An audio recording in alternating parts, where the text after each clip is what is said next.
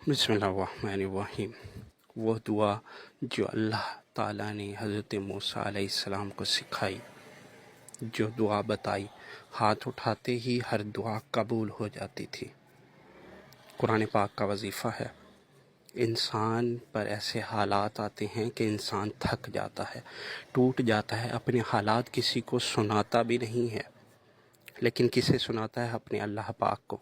अल्लाह पाक सुनता है, कबूल करता है, लेकिन वक्त ज़रूर लगता है।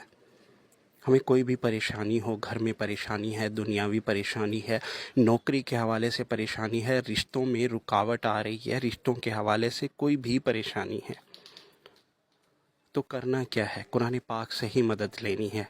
कुरान पाक में हर चीज़ का हल है, हर चीज़ का हल है। कुरान पाक से जब हम मदद लेते हैं, कुरान पाक का वजीफ़ा करते हैं, तो अल्लाह पाक कबूल करते हैं। अब वो दुआ कौन सी है जो अल्लाह ताला ने हज़रत मूसा अलैहिस्सलाम को सिखाई? सबसे पहले एक बार दुरूद पाक पढ़ लीजिएगा। किसी भी वक्त दिन में आपने क्या करना है? जो दुआ आपके सामने शो हो रही है, सिर्फ 7 मरतबा पढ़नी है। अव्वल व आखिर 3-3 मरतबा जो है दुरूद पाक पढ़ लीजिएगा, 7 मरतबा ये दुआ पढ़ लीजिएगा और दुआ कीजिएगा, गिड़गिड़ा कर दुआ कीजिएगा, मांगिएगा अल्लाह ताला से, अल्लाह ताला अता करेंगे इंशाअल्लाह। ये एक छोटा सा कुरानी अमल है, इस पर ख़ुद भी अमल कीजिएगा और अपने प्यारे दोस्तों में लाजमी शेयर कीजिएगा। शुक्रिया।